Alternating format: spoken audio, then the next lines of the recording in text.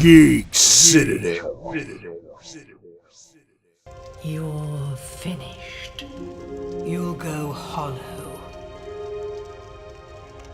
Yes, you'll become one of them.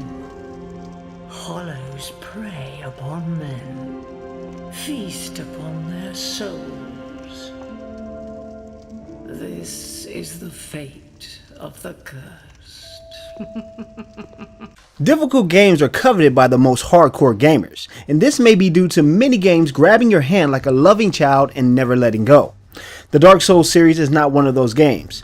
Dark Souls takes pride in letting you know little to nothing and punishing you for your ignorance at every step. It is all about challenge in this world where 2 swings from a sword can send you to your doom. The wrong misstep can send you spiraling off a cliff or into the hands of a hungry beast who will take you out in seconds.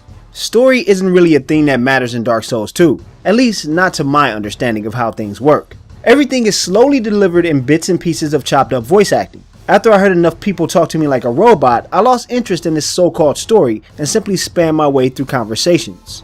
Oh, it doesn't matter. Just help me open this door. I packed my tools in here, seeing it was vacant. I'm sure there is a rich history in there somewhere, but the lack of lip animation and stilted voice acting was enough for me not to care. Oh, sorry, Please do have a look at my wares. That's not what Dark Souls 2 is about anyway. It's about taking to the open world and getting your ass handed to you.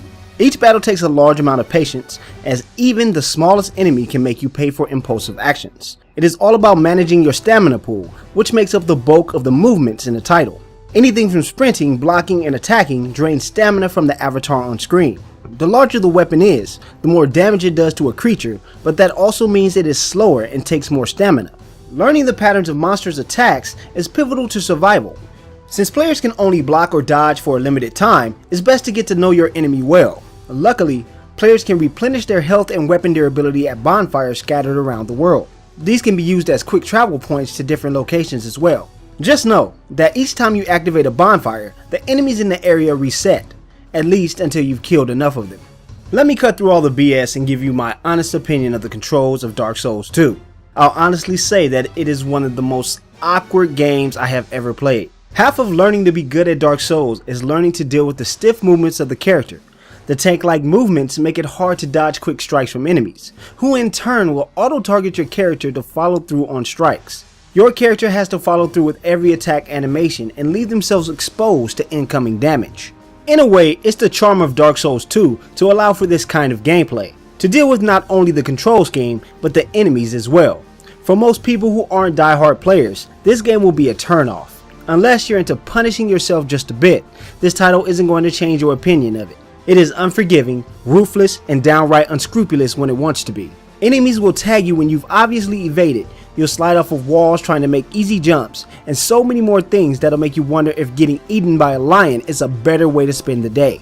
Once you overcome these humps and earn a victory through the countless deaths, the sense of achievement is exhilarating. Very few games offer the feeling of joy that success delivers in Dark Souls 2. It's like all those hours of crying about the last 40 deaths no longer matter. You've won, and you'll be able to reap the reward for it. It's a challenge that is worth overlooking the various issues like frame rate stutter, ugly visuals, clunky character controls, and more.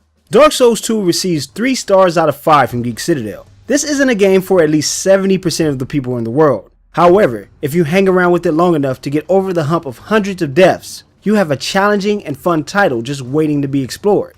Come on, give it a chance, but at a lower price point.